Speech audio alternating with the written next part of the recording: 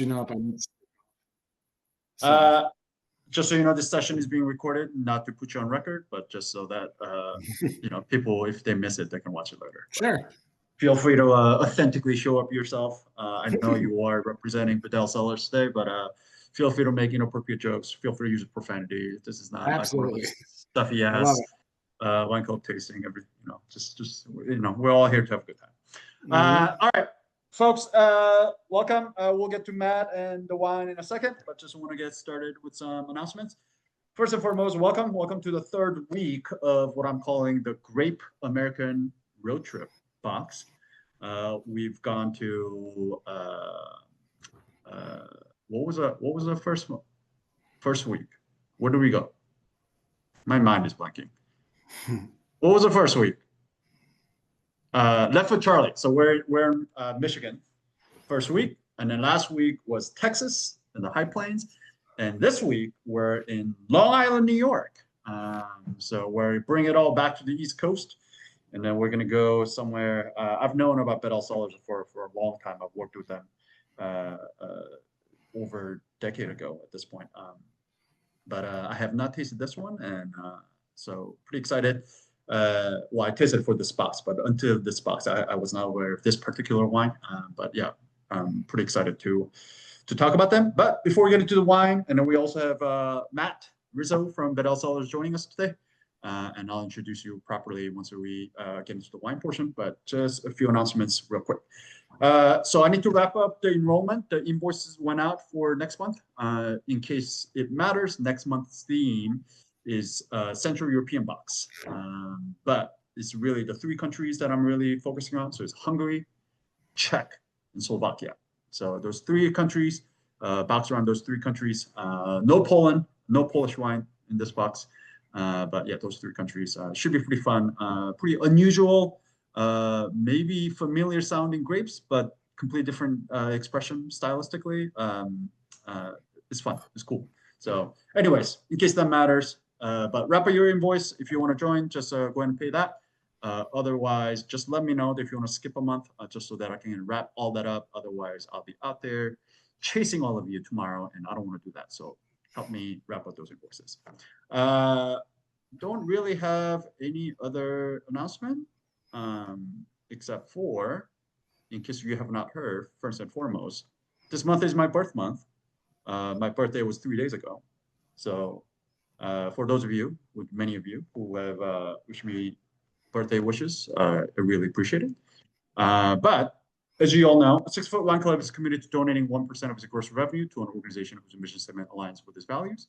And this month, it being my birthday month, birth month, I'm donating to Climate Ride, which is an organization which I've done my annual cycling challenge with every year for the last 3 years.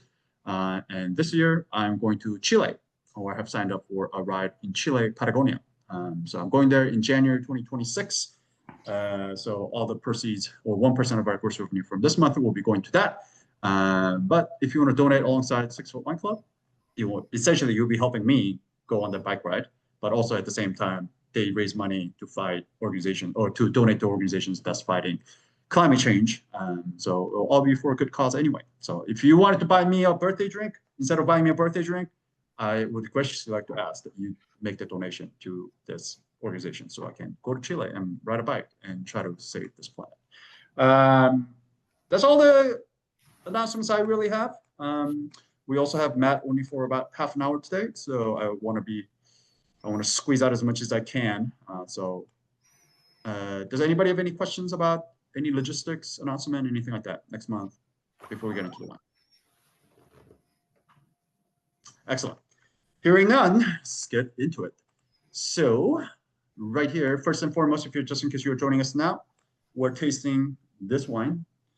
It's got this kind of very typeface, yeah, like a label, like almost a nutrition label, kind of a library book card kind of a label here. 2024 Bedell Cellars White Cabernet Franc is what we got. Right. But we also have Matt Rizzo from Bedell Cellars joining us. And Matt, this is actually straight from his website, and then we'll get into in a second, but just want to introduce him. Matthew joined the Bedell Cellars team in 2003 as a seasonal employee while attending the University of Massachusetts. Since joining the Bedell team, Matthew's role with the winery has grown along with his wine knowledge of wine, while being featured in the New York Times for his help curating Bedell's now famous VIP tour and tasting experience. I want to hear all about that. Matthew has flourished in his position as a director of sales, a role which requires him to be a perpetual motion machine, constantly on the road, bringing his affable charm to Bedell's dedicated wholesale customers, which I am one of. So here we are. Welcome to 601 Club, Matt. I'm pumped. Thank you very much for having us tonight, or me tonight. Excellent. Matt and I didn't have a chance to prep much before this call, so whatever happens, you guys are gonna seeing it live today. So this is how it goes. But anyways, welcome. I know you got kids, and I know we only have you for about half an hour, so I just want to kind of trying to get as much out of you as possible in the half an hour that we have. But I figure we'll just take it to where we are, where this wine is made. I mean, I'll be the first one to admit I'm not that familiar with Long Island. It's a viticulture history and just kind of a climate, soil. I know that it's not super old. I know that the first planting kind of went around the 70s and then 80s. Actually, Bedell was one of the pioneers. The original founders of Bedell was one of the pioneers, and that kind of that's when the modern wine industry was set up. But I figure maybe since we have you, maybe you could tell us a little bit more about Long Island, kind of its viticulture history first, and then we can get into Bedell Cellars and kind of its role in establishing that and what it's doing now. Absolutely. Well, thanks everyone for having me. My name is Matt, as we introduced myself already. But Long Island is everyone assumes it's a very new wine growing region. In the terms of the wine world, yes, it is. But we have been actually growing grapes on the island commercially since about 1972. Bedell was founded in 1980 by Kip and Susan Bedell. They originally were he was actually an oil delivery salesman and found the east end of Long Island and found an old potato field that was basically became defunct back in the 70s when there was a big outbreak of these little insects in the ground called nematodes. The potato industry was gigantic out here, but when the nematodes kind of invaded and infested the local soils out here, they basically shut down the potato industry because there was no real combating them except for a chemical that they used to call Temic out here. But the EPA banned that in the late 70s, and that was basically the end of the potato industry. Now, nematodes, they're naturally occurring in the soil, don't really affect anything except for potatoes or root vegetables. But when you go to the supermarket and you get an Idaho potato and it's got that brown spot in the middle of it, that's basically a nematode intrusion. So basically all the farmland out here became very, basically it was wide open, non-developed, a lot of sod and then corn and stuff like that. But the land was very affordable and attainable, pennies on the dollar, basically. And it was in 1972 that Alex and Louisa Hargrave had the bright idea that our longitude is basically the same as the Loire Valley, basically, and said, let's try growing some grapes out here. So they did it as an experiment. And their first harvest, obviously, or first harvest about 3 years later, was as expected. It was a rough harvest, but the wine is still around, actually. You could still find some 1975s. Oh, wow. Some of their library tastings. But then people saw the potential of it. And that's where Kip, who had actually played around with winemaking in his basement, just using glass carboys and kits from California and France and stuff like that, decided to let's try to make a run at this. So he retired from the oil industry, actually, and decided to start making wine out here. So he bought an old potato field. There you go, Kip Bedell. Thank you very much. Planted his first vines in 1980. He does not have that much hair anymore, but that was when he made his first run at it. So when he first planted, he kind of saw that there was something special with Merlot on the North Fork, and he planted a whole lot of stuff. But at the time, there was no real assimilation of where the grapes were coming from. So when you order, there's not like a nursery nowadays where we could call up Washington or California or Oregon and say we would like 6,000 Cabernet Franc vines or 6,000 Albarino vines. Basically, when you ordered Merlot, you kind of got what you thought was Merlot. So a lot of the original vines actually have since been removed, except for the stuff that we do know what it was. So we still actually have some of his original Gewürztraminer vines, which are actually some of the oldest in New York State and actually on the East Coast, dating back to 1983. Quickly by 1990, actually Kip Bedell, who was our original winemaker and owner, was actually featured on the cover of Wine Spectator, and he was dubbed Mr. Merlot of Long Island, which was a really huge achievement for the area because it was the first time that Wine Spectator actually gave notoriety to the region. It was always published when there were scores as the other area, but actually finally they actually gave New York its own mention when they started doing scores shortly after that. Now, moving ahead just a little bit, up until the year 2000, that's when Michael Lynn, he was the CEO of New Line Cinemas, actually purchased the vineyard from Kip Bedell and also purchased what you're drinking right now, which is our sister site, Quarry Creek, at the same time, and decided to make a major investment. He really toured the entire country, and he had obviously a presence on the West Coast, but he saw that there was some potential for a vineyard out here on the North Fork, and thought with the right assets and the right financing behind, you could really make a world-class product out here. And that was his vision. And he was home based in New York City, and he thought, why buy a vineyard out in California that he'll be able to visit once a year when he could visit the vineyard every weekend on his way to the Hamptons, basically. And that's basically where our new owner is now. And so he made major investments into the vineyard, into the viticulture, into the fermentation rooms and everything like that, and really turned Bedell into a world-class process. In 2006, we were actually made the cover of Wine Enthusiast for having one of the top 40 tasting rooms in America. And that was another very exciting deal for us as well. Bedell, since then, we've actually helped pioneer the Long Island Sustainable Wine Growing Group. And so we are certified sustainable through New York State and also Long Island with outside certifications, making sure that we are using the most sustainable farming practices that we can. And as recently as 2 years ago, we were actually certified vegan as well, which is pretty neat. But that is basically our little story of our history in a nutshell. I show that map real quick, but just in case people, I mean, we Americans are notoriously terrible with geography. Sure. Hopefully you know where Long Island, New York is, but that's essentially what you saw on that map. I just wanted to show that real quick. And even in Long Island, what we are really talking about is right here in North Fork. Correct. Has the viticulture has always been in North Fork, or has it just kind of experimented around different parts of Long Island, but it landed in the North Fork, or that's where it grew the most? Or is there currently wineries kind of outside? I know there's some in Suffolk County, but yeah, what is it kind of all throughout Long Island, or is it kind of all?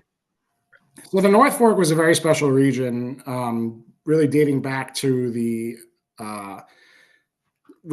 second ice age, basically. As the glaciers moved down from New England, it deposited a massive amount of the what we call the Haven loam soil, the silty, sandy soil onto the North Fork. And it really made the North Fork a very fertile growing area. We have a tremendously large amount of topsoil for Long Island in general, which usually has a very small amount of topsoil. And even the South Fork, which is what we call the Hamptons, which everyone is aware of, East Hampton, Montauk area, Montauk has a much larger layer of clay inside of it. So even when the Hamptons weren't the Hamptons yet, it wasn't the famous place where all the millionaires go now. You had way more of our like potato farmers on the North Fork because our drainage is so well out there. We can absorb inches of rain from the when it rains, and it won't like saturate the ground for long. You could rain, and then you could walk around a couple hours later in socks and it'll be dry. Whereas other areas of especially the South Fork, it'll definitely pool. Now, obviously, going way back when, the Long Island Expressway actually stopped right around that Manorville line that you used to see, and then from there you used to have to take the roads out and stuff, the county roads out. So that's really why you saw a lot more farms out on the North Fork and the Hamptons, just because it wasn't easily accessible back when it wasn't developed or so.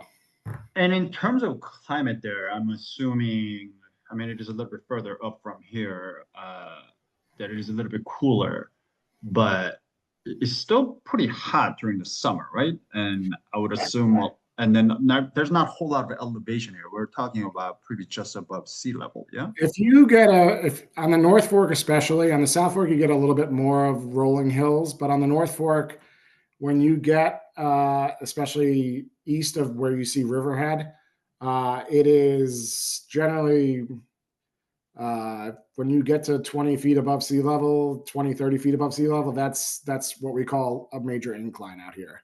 My kids don't like it, obviously, because there's no place to sled. So it is relatively very barren, flat out here.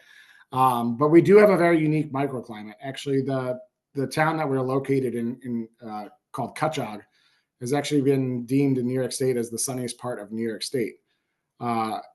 Usually when we have weather come out, it usually heads from west to east.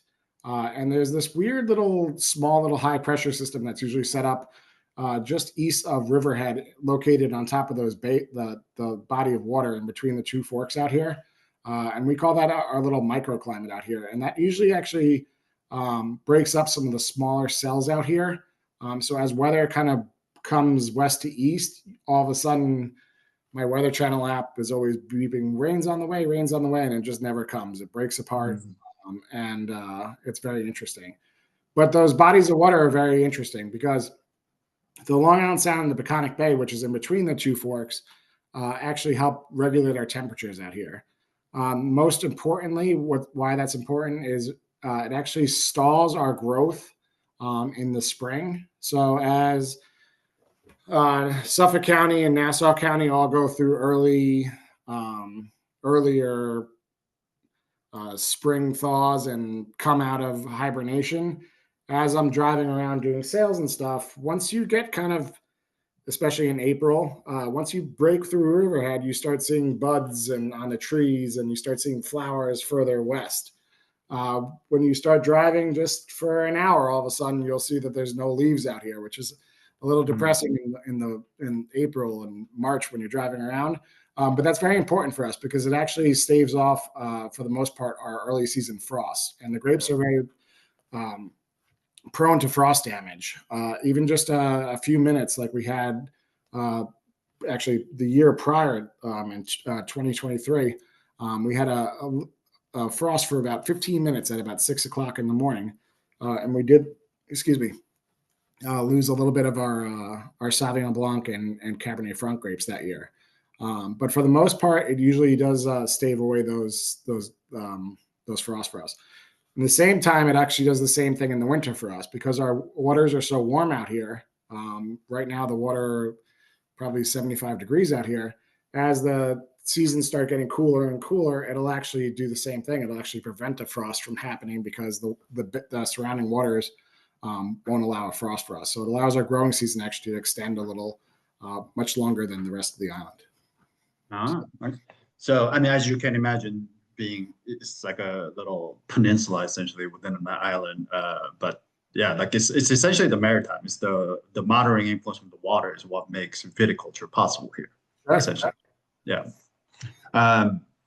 Excellent. I also wanted to ask you real quick. I know this guy played a huge role in not only in Bedell Cellars, but Yes. also in Long Island. So I want to talk to him, talk about him real quick. And then could you tell us who this gentleman is?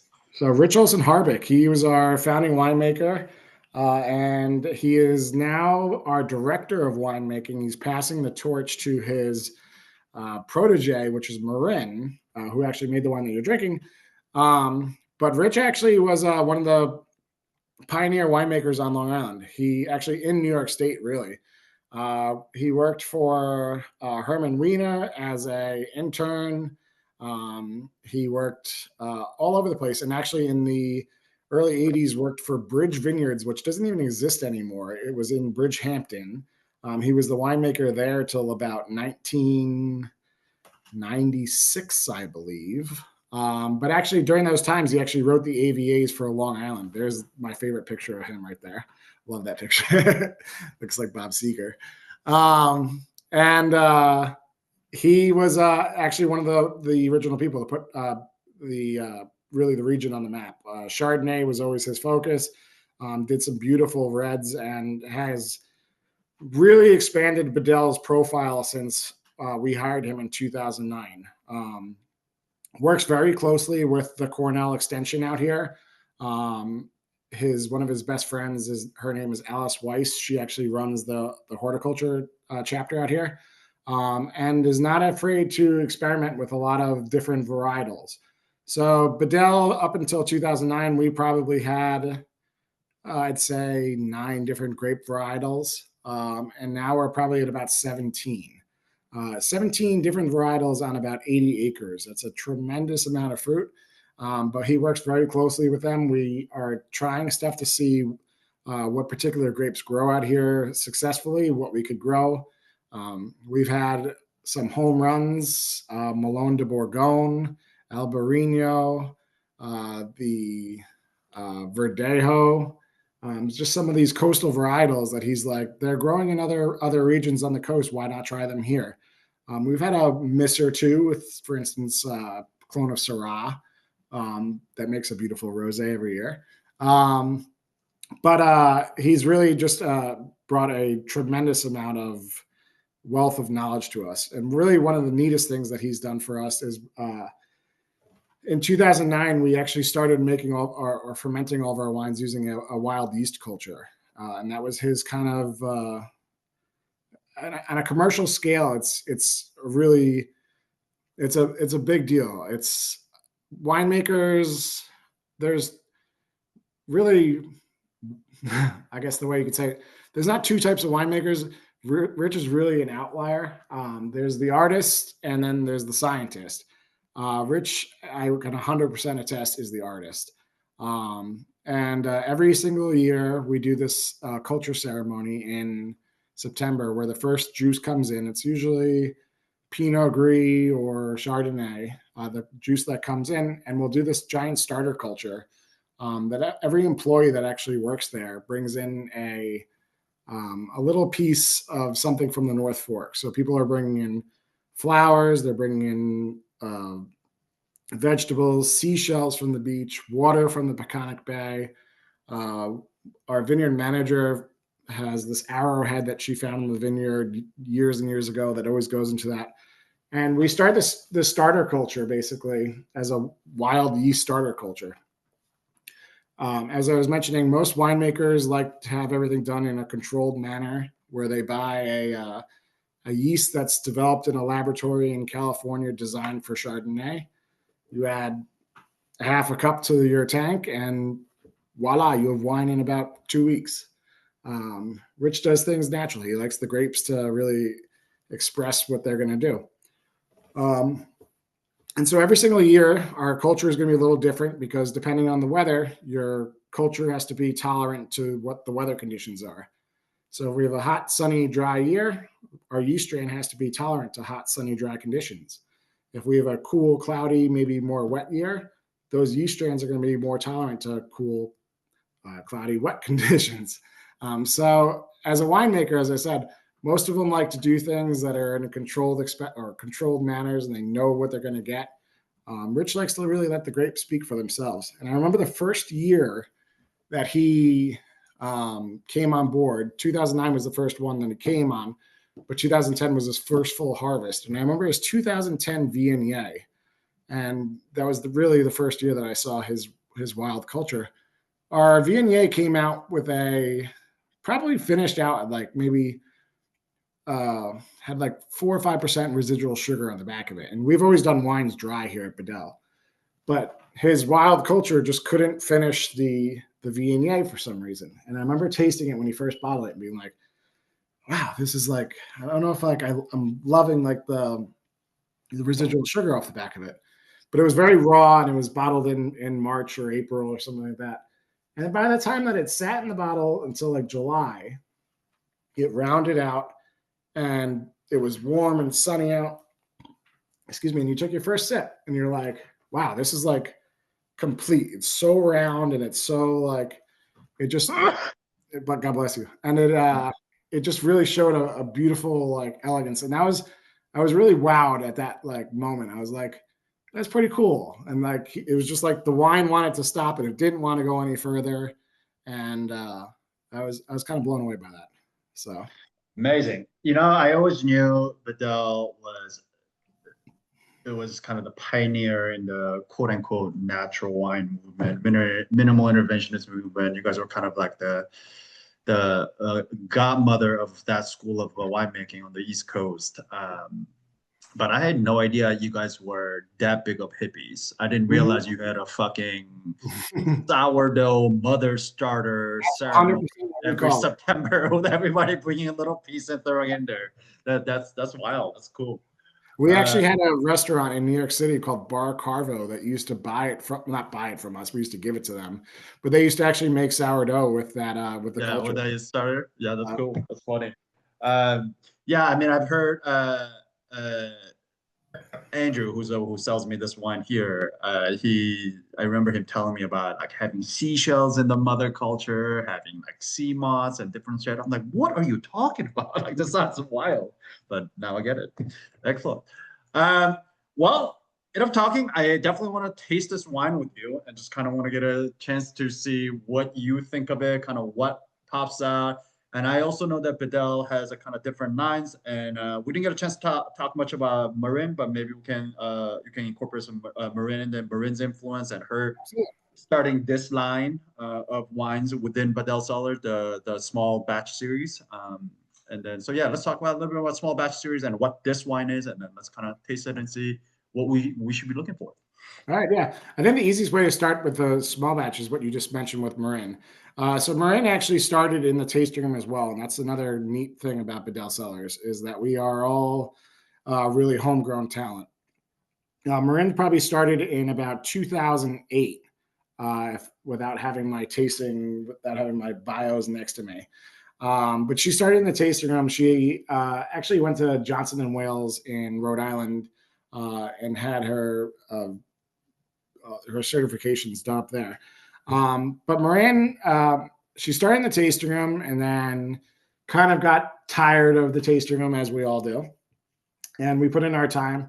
And there was one harvest that Rich, it was probably the 2012 harvest or so, that Marin was like, I need to get out of the tasting room, and offered to work in the cellar actually during the harvest internship. And it's something that is grueling. Being an intern is probably some of the more grueling work because they are during harvest, it's September through basically November-ish, depending on the season or so. But you're working 15-hour days. You are getting stung by bees 10,000 times a season. When we have the grape press outside, we have probably about 5-6 hives in the back of the vineyard. Our neighbors have hives. We attract every single honeybee and wasp in a 8-mile radius. Probably it is like swarms of bees. It's kind of wild actually. So it's a place that I never like to be too long when I'm outside. The reds, we hand sort all of our red wines. The reds are going through a conveyor belt, and we look for what we call MOG, material other than grape. So you're picking out stems, leaves, anything that's not supposed to be there. It's going on a conveyor belt, and you're staring at that conveyor belt for probably 12 hours a day. It's grueling work. Anyway, so that's where Marin decided to leave. So she did it, and she absolutely loved it. And she decided to stay on, or Rich decided to keep her on after the 2012 harvest. And she just became a cellar assistant. From there, a few years later, I'd say probably about 2015 or so, she probably became cellar master. And in probably 2017, probably became, without looking at my notes, became the assistant winemaker. Moving ahead to about 2020 or so, that is when Marin, we were starting to go through our sister site, Quarry Creek. We decided to do a little rebrand, and we called it the small batch at Quarry Creek. And Marin, it was kind of Marin's idea. Let's do some small, innovative lines. Now you'll see on the white cap Franc that you're drinking today, I believe it's about 430 cases. That's probably the largest amount of cases that we produced from the Quarry Creek site. Most of them are single varietal, different little, nuances. We do a lot of single varietal rosés. We do a Syrah, we do a Malbec, Cabernet Sauvignon, a Petit Verdot rosé. Usually those are at about 100 cases each. We did the wine that you were mentioning before. We call it coquillage, which is French for seashell, which is a Chardonnay that is aged on a bed of seashells. She actually combs down the beach, collects shells, washes them in the wine, and then ages them for about 6 months on the shells themselves. Another neat wine that she does is a wine that she calls Fields Rosé, which is a rosé that has a co-fermentation with fresh lavender. All sorts of neat, cool, expressive, I don't want to call it hippie stuff, but it's stuff that allows her to kind of play winemaker without disrupting the commercial larger productions that Bedell Cellars is doing. She's gotten some crazy reviews. Vine Pair, 95, 96 points on her coquillage. She's done some really cool stuff. So 2023, that is when Rich decided to take the step back and named her the full-time winemaker. So last year, her 2024 was her first harvest, and she absolutely had the best harvest to walk into, because 2024 was probably a top 2 or 3 iconic vintages of New York ever. We had a growing season like you've never seen before. I've seen Rich kicking stuff before because of the rain and the weather wasn't cooperating, and him being mad because stuff was starting to fall apart. Last year was the complete opposite. Our vineyard manager was probably getting more upset with her because she's like, let it hang. There's no reason to pick yet. So it was kind of cool. And so Marin came up with this whole concept, and the White Cap Franc was probably a really neat little story of the way it happened. We have like one particular block of Cab Franc that has always been a little different at Bedell. No matter really the season, it never gave much color in the fruit. Good years, bad years, no matter what it was. Traditionally, that fruit always went into our rosé, where Merlot and Malbec always added that pink hue to the wine. Mm-hmm. And she just kind of thought that rather than forcing it to be something that it wasn't, she kind of embraced it. And the philosophy was let the wine become what it wants to be. So that's how the White Cap Franc was kind of born. She kind of celebrated its unique character. And it was something that she kind of did on a very small scale again. It was probably 65, 80 cases or so. And it like sold out in like 2 or 3 weeks. So every year we keep trying to bump it up. But again, Cap Franc is one of our major productions at Bedell. So every single time that we make more of Cap Franc, we're making less of the red Cap Franc and less rosé. So it's kind of a delicate little balancing act. But everyone knows Cap Franc is a red wine, or sometimes part of the rosé blend. So it's a unique, different kind of expression as a white wine. And it's something rare and unexpected. but it came about naturally in our vineyard. Yeah, I've never had this kind of Blanc de Noir, so to speak, of Cabernet Franc before. But it kind of pulls back a lot of that kind of that piercing, that green vegetal kind of a note that Cabernet Franc can give, and then it makes it really like this kind of like luscious and juicy and super expressive, and a lot of like ripeness to it. And I mean that also speaks a volume about that 2024 being a fantastic vintage and fruit being ripe and all of that. Yeah, incredible balance between fruit and acid here. Anyways, yeah, I was really struck by it. I was like, I did not think Yeah, I this mean, is what everyone has kind of always seen like white Merlot has been around before. We've all not all seen before, but it always tends to have a bit more color, and I feel like this wine's just a bit more delicate, and it's almost entirely white. It's just a very unique block, and it kind of gives a rare expression and kind of the creativity of Marin's winemaking. It's kind of neat. I imagine this is all just kind of direct press, stainless steel. Direct press. She presses it a little bit lighter, so it's not like a gigantic full force press. Yeah. And that was kind of the first year. Definitely had a little bit more of a hue because it was done unintentionally. Yeah.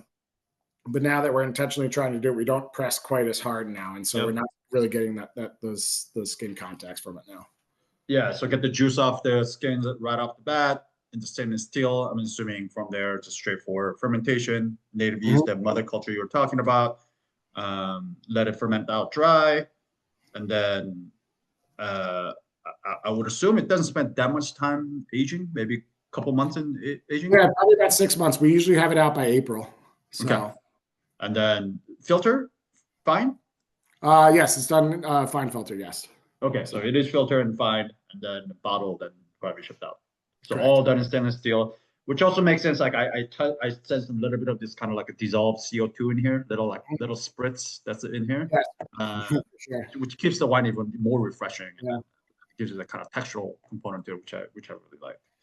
But yeah, I mean, I personally thought this was fantastic, especially as someone who's, August is really fucking hot and always looking for something to drink by the poolside and the beach and whatnot.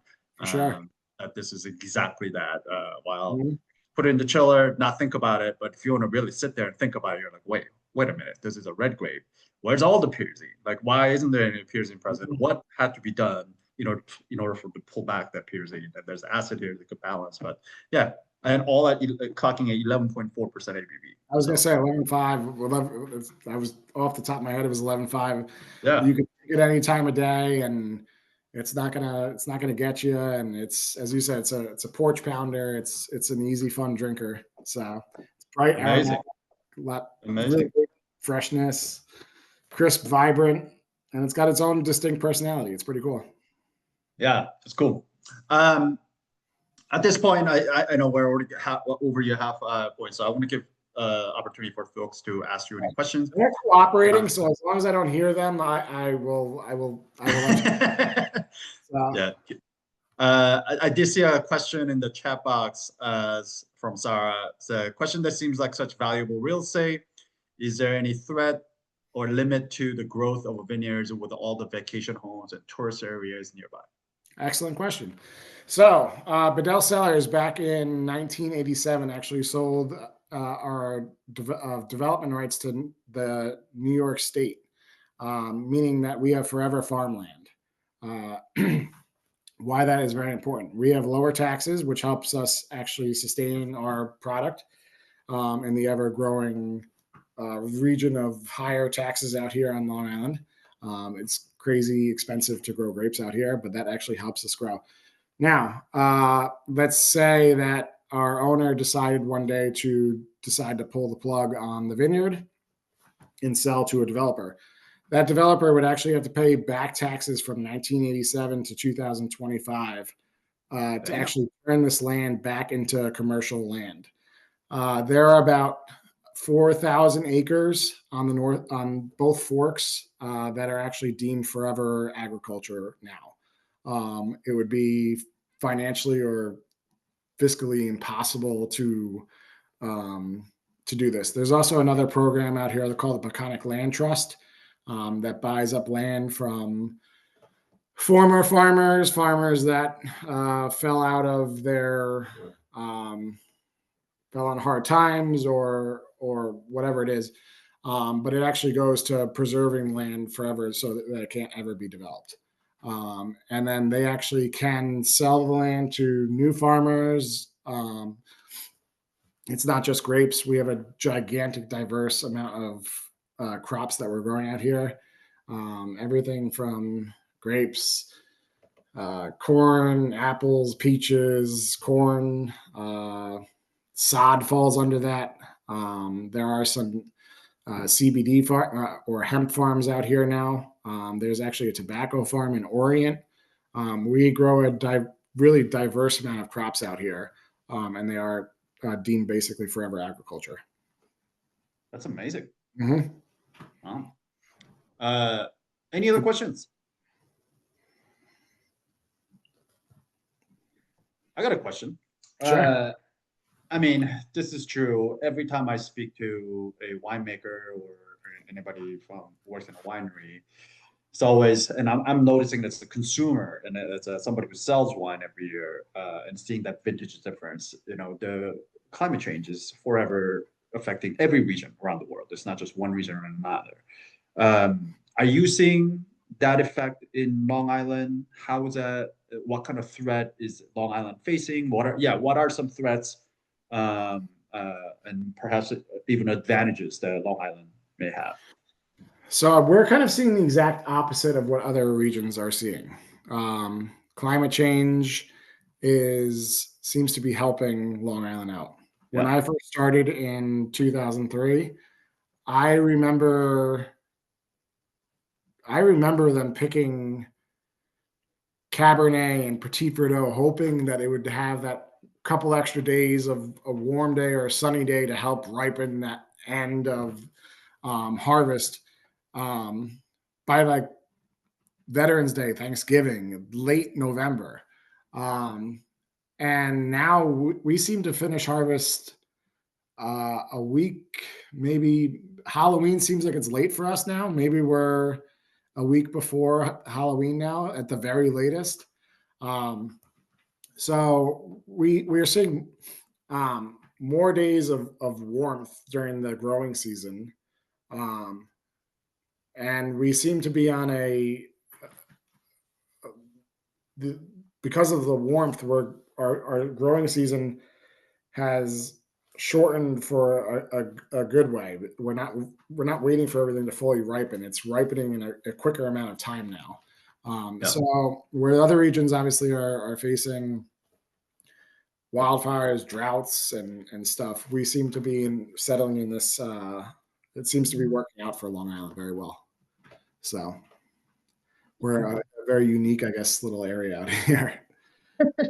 In certain pockets, I feel like, you know, it's like Mosel, Germany. It's like every vintage now is like a best vintage. But like 2023 was a record-breaking vintage. Now 2024 is a record-breaking vintage. Well, it's funny you say that. It's like really since 2015, really, you could go back to 2010, but since 2015, it's like 2015 was record breaking, 2017 record breaking, 2019 this is the best vintage ever. 2020 was the same way.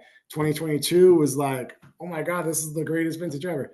Then 2024, 2023 was gonna be that same way, but for that we got unbelievable whites in 2023, but then late September we had about 2 weeks straight of rain. And it really hurt the red grapes. But had we not had that weird rain spell in 2023, it would have been like an iconic year as well. So I agree with what you're saying. It works both ways, where I think other regions are like, oh, we're in drought. Like we need water. Where we're like, this is working out for us. Yeah. So, I keep saying Canada is going to become a key player in the wine world. Watch out. Cool. Any other questions? I had one. But thank you for asking the climate change question, because that was like the one that I wanted to ask. First of all, thank you so much for being here with us, Matt. Thank you. Talk to us about like, so as Un said, that we're doing this like Grape American road trip, right? Like convincing people that Long Island wines are great, right? Like, so we have the Wolford estate that I think has like done a lot. Please tell me more, but I'm actually sort of curious about how you feel like the selling of Long Island wines goes like past New York. Yeah. So maybe I used to live in Brooklyn, so maybe I'm like a little too close for comfort, but I'm just curious, sort of like, talk to us about how do you make people want to drink Long Island wines, like, and especially North Fork, right? Because you're saying we're exploring a region that was new for me, by the way. Like we're exploring a region that's like on par with Loire, like, it's interesting. So anyway, I'd love to hear more. Yeah, of course. Every year my job, I am the director of sales here at the Vineyard. Every year my job gets easier. When one succeeds, we all succeed. Wolfer has done an unbelievable thing for the North Fork, really the Long Island wine industry. I'm not going to name names, but there was another vineyard in the 80s or 80s and 90s that probably dominated the wine industry and did some detrimental damage to the Long Island wine industry, just because it was the largest producer out here. And everyone always assumed, really, anyone that ever had Long Island wine assimilated Long Island wine with that quality. Wolfer has done a great job. Their marketing is unbelievable. They're putting out a beautiful product. They're they're stewards of the land. Roman Roth, he is a gentleman and such a great spokesperson for the Long Island wine region. He's opened up, not just necessarily him, but it's opened up doors everywhere. Our wines are one of, ironically, our biggest markets for Bedell, not biggest markets, but international markets, is Japan. We sell them pallets of Merlot and Cab Franc every single year. It's unreal. They actually just featured us the prior year. We're actually on, I think it was, I don't know, it was a Japanese airline, but we had a transcontinental flight where we were featured in first class. It was awesome. As I said, every year it's getting a little bit easier. The scores are helping us. We've gotten some scores as high as 95 points from Wine Enthusiast, Wine Spectator, some of the smaller publications, 96 points, like Vine Pair. And that definitely helps. But when one succeeds, they all succeed. In 2008, we were selected for President Obama's second inaugurational luncheon. So when he was getting sworn in and he had his luncheon, our Merlot was poured with the main course.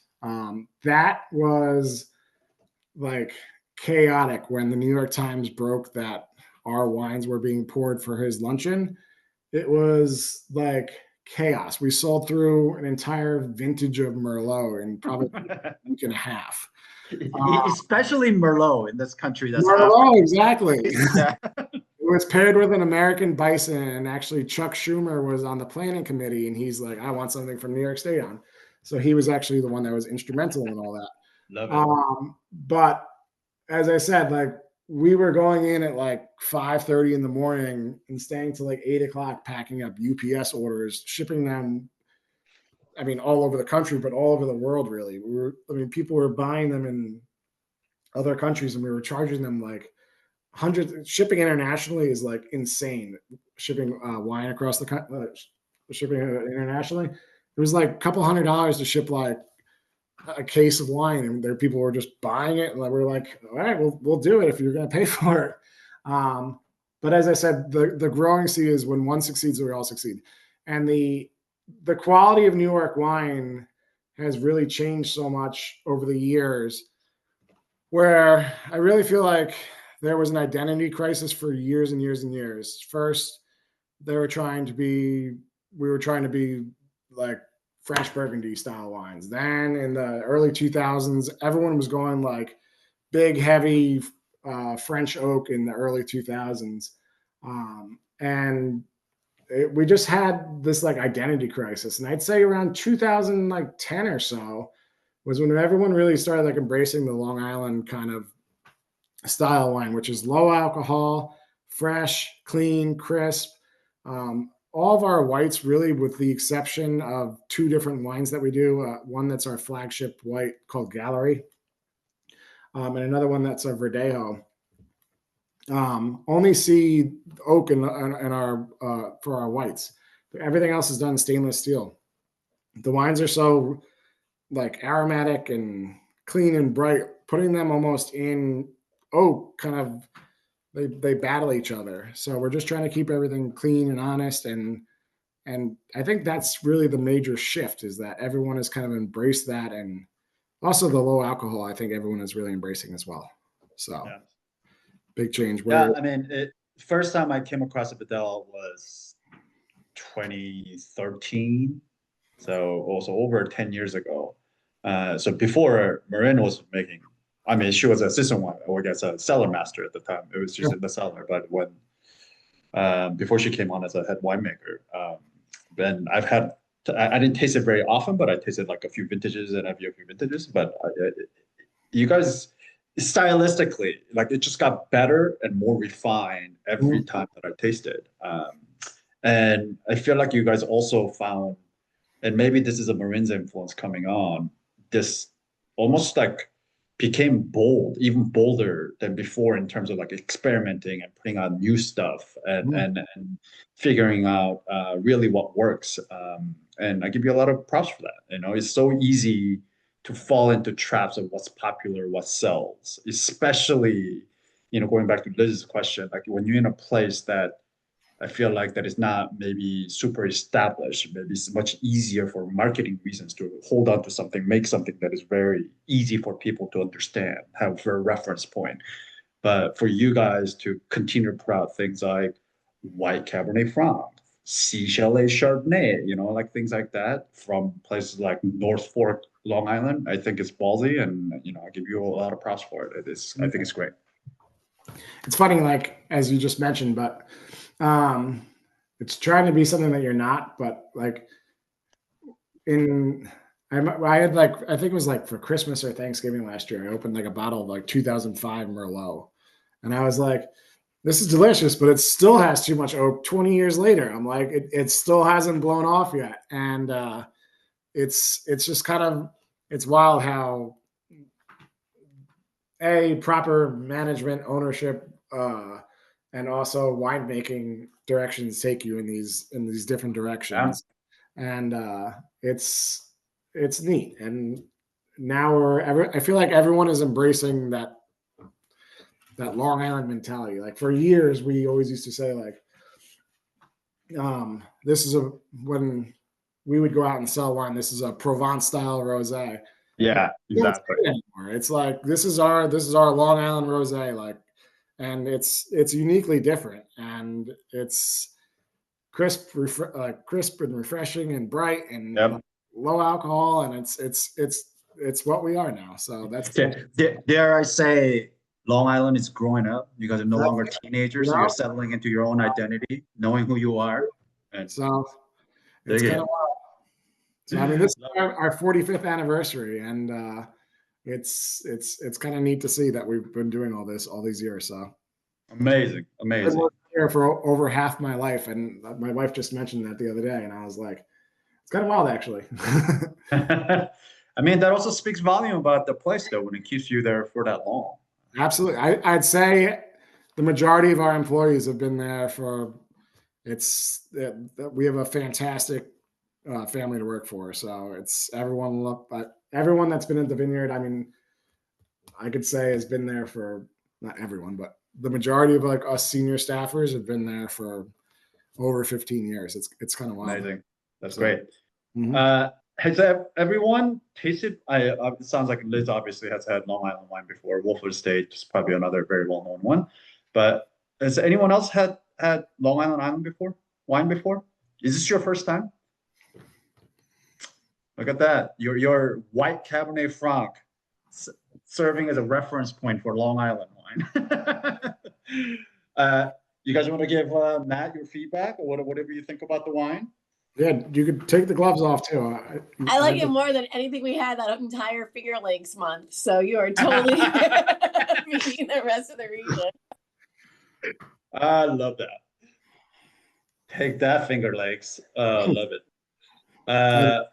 They're great, and they are doing tremendous things for the region too. So, we just had this actually. This started to change the subject a little bit. There's this brand new initiative out here called Cab Franc Forward, and if anyone's never heard of it, it's a lot of the Long Island vineyards and then a couple of the upstate vineyards started it. There was probably like 5 or 6, and then not almost everyone, but I'd say there's 80 vineyards involved now. And they actually just we did a big tasting in New York City. That was that at the excuse me, the Astor Center or someplace around there. But they had James Suckling come in, and you had to submit only Cab Francs. So actually, we sent our 2022 Cab Franc, our 2023 Cab Franc, and the 2024 white Cab Franc that you're drinking. Our 2023 and 2022 both received 93 points from him, which is amazing. And the 2024 white Cab Franc they're drinking right now, he scored a 90 as well. So we are like pumped. But I mean, again, this is as you heard me say 1,000 times, this is a communal effort, and the more we all succeed and you keep getting these amazing scores, we're no longer the other section in Wine Spectator. We have our own section now, New York section, which drove everyone insane for years, but we finally we broke through, and it's a respected wine region, and that's the most so amazing. It just popped in my head, so I just gonna ask you real quick, but is there a certain advantage to being close to the Hamptons and having basically a client base, right, that is so close to you that clearly has a much higher kind of net worth than probably everyday consumer?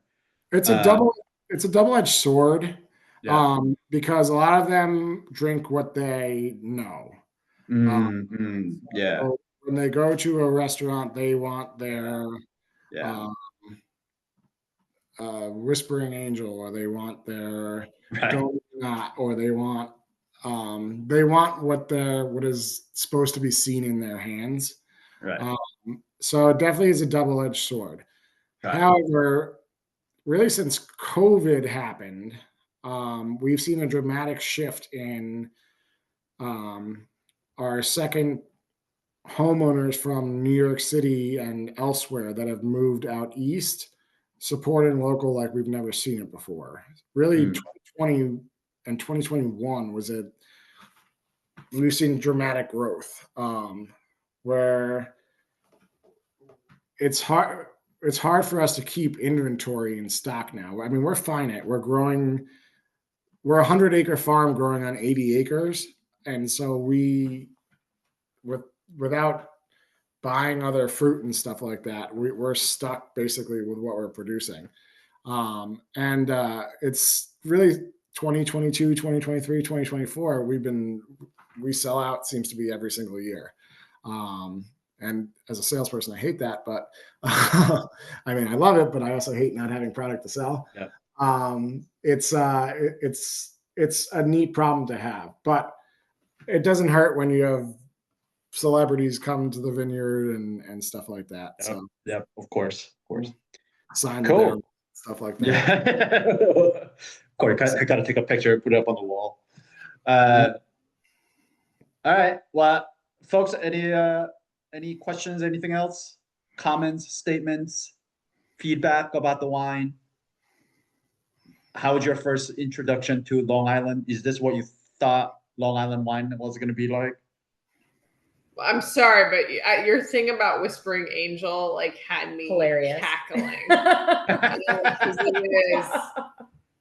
You're totally right. Like that is exactly the problem. But how fun that you can overcome it with something serious.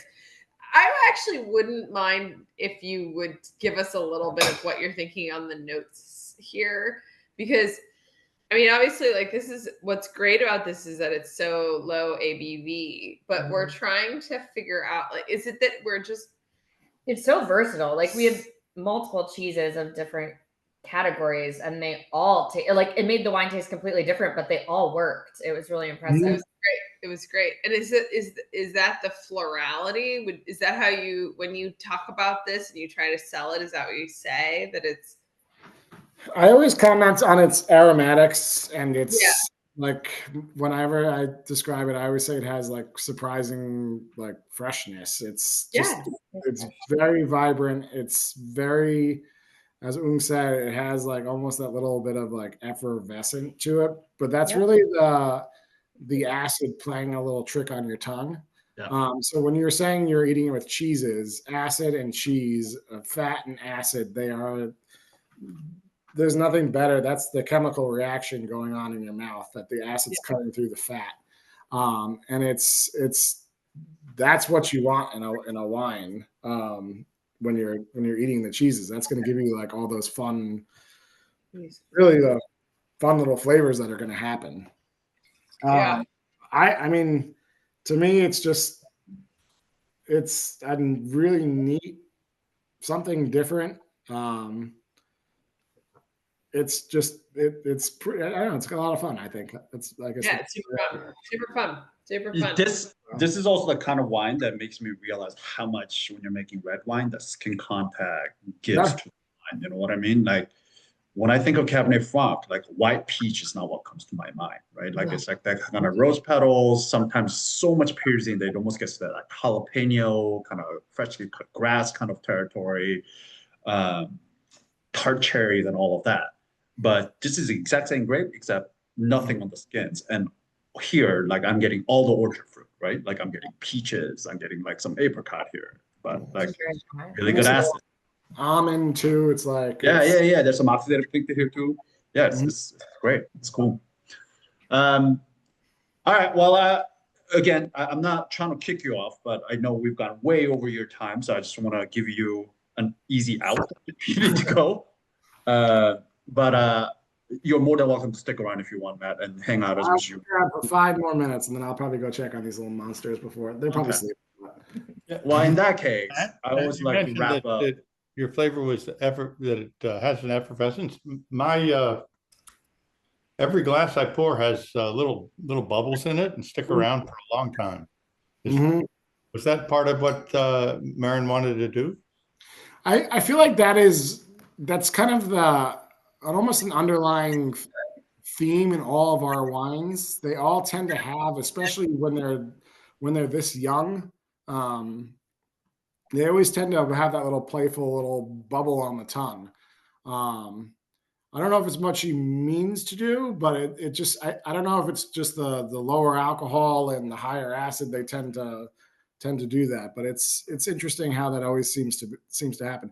I really noticed it like on our rosés early on, and then it like at first I always thought it was like trap CO2 in the bottle, but it seems to be just that kind of fresh that freshness that happens in there. So it adds to the crunch factor. Correct. Yeah, of the wine. All right. We also like to wrap up with a little bit of quickfire questions with all our guests, and these are questions that were all asked to every single member of 6 Foot Wine Club member when they join. So the first one is, what is your gateway wine, epiphany wine, and the wine that you take with you to a deserted island, where cooling is possible? I know that doesn't make any sense, but just go with it. Let's see. So my epiphany wine is much easier to start with. I was younger, and it was Gewürztraminer. I was at a restaurant, Wow.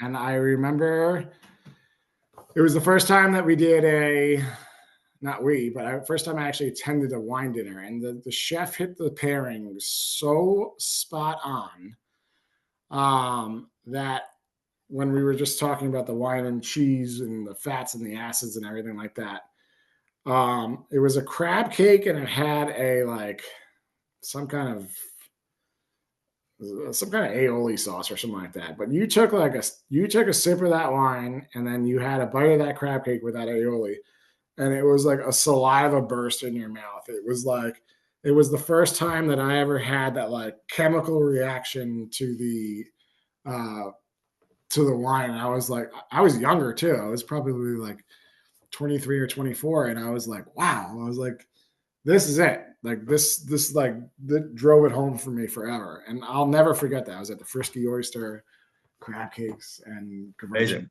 I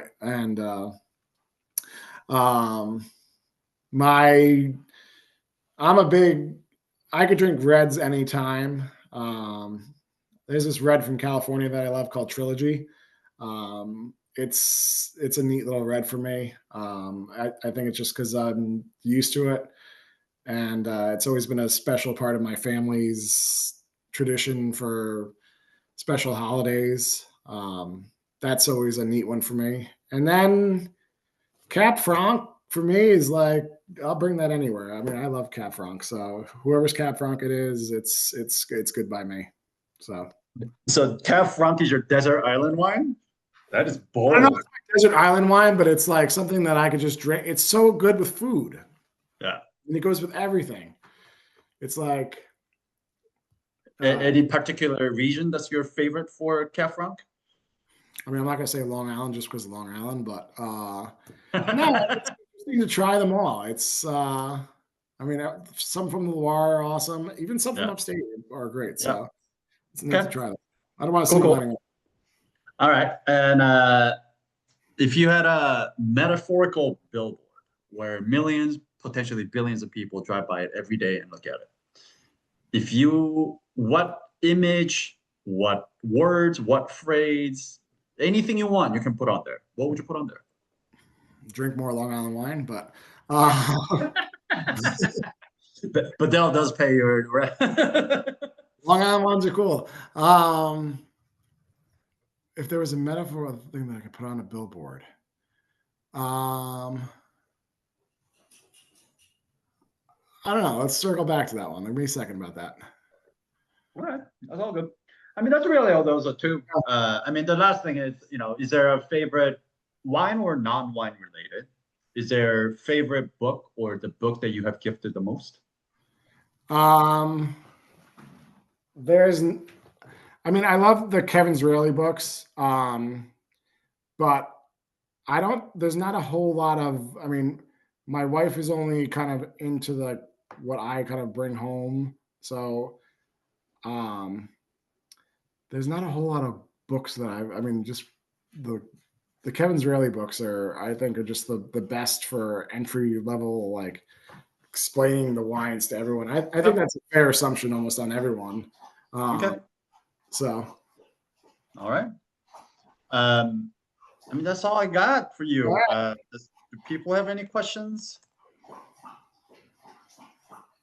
Oh, let's do this last part. I think you will find this actually interesting, especially as a salesperson and you sell the whole wholesale. So at the end of each wine that we taste, we always ask the folks these questions, which is, how much do you think this wine costs on a retail shelf? And how much would you be happy paying for this on a retail shelf? So yeah, folks, how much do you think this wine costs on a retail shelf? And two, how much would you be happy paying for this on a retail shelf? Is that your kid? That was somebody else's kid. That's why I'm happy. All right, 20, 25, 26, 26, 28, 28, 25, 25. All right, people are looking right on there. You guys are right there too. You're talking tasting room prices too. I don't know what those prices, but exactly. Yeah. This DC on a retail shelf will be $25.50. Awesome. So you guys are right on the ballpark. Yeah, this is exactly. I mean, for $25.50, I think this is an excellent value. Mhm. I'd be happy paying this And $25. then Neither. 430 cases. I mean, it's probably hard for you guys to name another two wines Yeah. that you've had that are 430 cases. So Yeah, for it's, sure. it's kind of wild to think about. Yeah. Anyways, well, Matt, I know you had to go. You said 5 minutes, but I held on to you for another 10 minutes. So I want to be maybe it's a way for me to say I want to respect your time because I haven't been respecting your time. But thank you for being generous with your time and coming here today and sharing your knowledge and your passion for Long Island and what you do at Bedell Cellars. And yeah, again, I really appreciate it. Thanks for coming on. And one last thing, guys, if you guys ever want to come visit the winery, you have Woong's obviously contacts. Please reach out to him. Let me know if you guys are ever going to be in the area, and we'll make a special day of it. So I'd love to have you guys. Amazing. Thanks, Matt. Appreciate it. Thank you all. Thank you again. Have a great evening. Bye-bye. You too. Woo. There you go. Did Matt freeze? I think he froze. Yeah. What do you guys think? This wine's good, right? It It's is good. delicious. Love this wine. Love It's this really wine. good. I cannot believe it's from America. I'm just kidding. You can't believe it's what? From America. I'm just kidding. It's from America. Dude, but Like the first taste, I was like, this is different than any white wine I've ever had before. Like noticeably. well, I mean, because it's like the white wine from black grapes. Yeah. Yeah. Yeah. It's but also I like the new format. I like it being mixed up with a guest. I've been traveling a lot, so I missed the last few, but like this is fun. Yeah, this month has been all have guest speakers each week. I mean, you know, because we drink European wines, and it's fucking 2:30 in the morning when we do tasting, so I can't host them. But so when we do domestic wines, I'm like, yo, you guys should all come on, and you know, Yeah. they all get to come on. So. I have loved it. And I also think it's great. Like, we should, as anti-Trump as I am, like, it's like the other side of me is like, we should be talking about our own exports. You know, that's not his. That's not his. He doesn't get anything credit for American. No, yeah, but I mean, like, you know, I want to be proud of American product. Do that Just for the without signing record, Trump. Just for the record, I was pouring this wine, Bedell's wines, 10 years ago. So yeah, fuck Trump. It was not because of Trump that we're coming here. You This is can't let already Trump around make you everybody. anti-American. That's what he wants. You know, I'm like, I feel like, oh, I want to be excited, but I also don't want to support like our own domestic You can't products. let him take But it. I do want to support domestic products. I feel very conflicted about this month, and I think you did a terrible job timing it. just to say, especially as DC's being taken over. yeah, I haven't apparently. seen any. My joke is that my neighborhood is not nice enough. Oh, 100%. So I just got into DC today, and Jocelyn was like, "So how many National Guard, people have you seen?" And I was like, 0, because they're not coming to Northeast DC. They're not coming to Trinidad. like. Yeah, why would they actually want to be where the crime is at? Yeah, exactly. I want to. They're protecting the federal buildings. Yeah. So ridiculous. Yeah, this dangerous part of Northeast I live in, I haven't seen shit. Yeah, exactly. This, And it just sucks. I've lived like, here 10 years and literally nothing's happened except my car got totaled. Yeah. No, I live across from where the intern was shot, and I have seen no increase in police. No, not if that's the whole reason, shouldn't they be right here? They're not here. Wait, are you talking about the big balls? Where big No, the intern who actually died before the ball thing. Those guys. Oh, did he? It was just a random. It was like a stray bullet. Okay. Yeah. Near the convention center, 7th and M. Like every like 5 years or so, there's like a shooting in the area. But like the next night there was cops. Every 5 years. Try every month. Every other week. Yeah, well, over She's here, talking about a white really, person. but that was A one white of the things that they said. This is the shooting was one of the things they pointed to, Right. and You so know they're not coming in for that. yeah, I was talking to Betty. She picked me up from the airport, and she works in a hotel.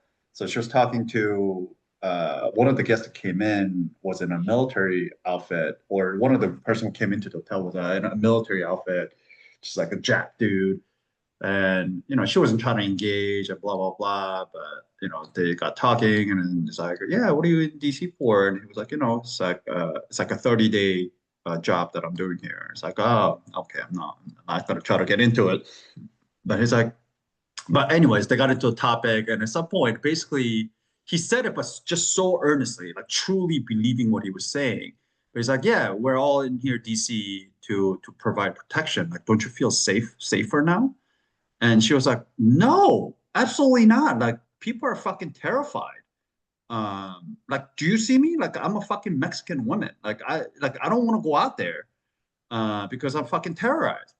And he was genuinely shocked that she had that response. He truly believed that he was on a mission to like make the residents of DC feel safe and to protect the capital.